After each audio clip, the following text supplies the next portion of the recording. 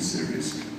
I mean, it's particularly, how did you play that moment when the psychiatrist says to you, Lara didn't become ill because she became Prime Minister, which struck me as the most significant moment in that penultimate episode.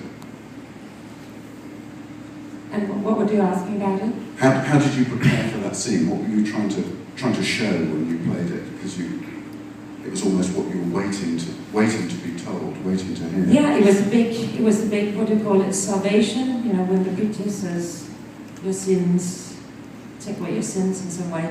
I think it's a really interesting relationship she has with the daughter, because she's, and I think it's something that people can recognize, that, you know, the healthy, strong kid, clever, yeah, she's fine, and you don't really, you're not so, the other one who seems a bit more fragile, you have much more attention on him, and he weaves and no peace in bed, whatever.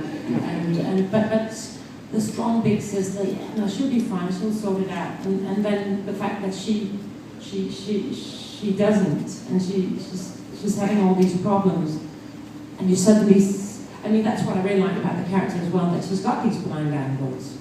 If she could see everything going on in the room, going on in her heart, going on in the world on the same level, it would be boring, and she wouldn't believe in it. But I like the fact that her vision is that she sees very well afar. You know, she's very good at seeing a situation. She's probably the only one in the office who doesn't know that these two are having an affair, because she doesn't get that when it's too close to her, and when she's told there's a problem, she will have her focus there, and she'll be very good, and she'll be able to deal with it, but she's not going to sense it. She's not very intuitive in that way, and I like that. And that's what's going on with her daughter. So when it turns out that her daughter's been doing really bad for a while, and she hasn't seen it, that shame, great thing to play on, that shame. Then it becomes all her fault. She has no confidant either, because most women will always have another woman that they confide in. Yeah, we talk about that, because I mean, in an American series, she would have had her analyst and her best friend, and you know, there's no one around her, and in a way, it's nice because it's so consequent. They have no friends, and she doesn't see a preacher or an analyst, or her mother is not on the phone every. You know, there's only what's in the inner circle, sort of, and that makes it very concentrated, but also it keeps the drama in a very little spot. So the problem is just the dynamics very centered. Do you understand what I'm saying? Good.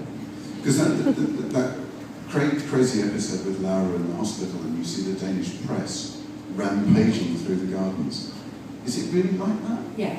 And that's you know, there are a lot of things that are paralleled, you know, that we are inspired by reality, and that was a man, and that's where also I think it's you know, people say, oh, it's just because it's a woman and they go that close. No, because our story in Denmark was that it was this man who had his daughter tried committing suicide, and he couldn't go to work with this and that, and they were on to him in the sense of, do we want a human prime minister who can't work when his daughter's ill, or do we want a strong, robot-y, non-human prime minister who will always take care of us?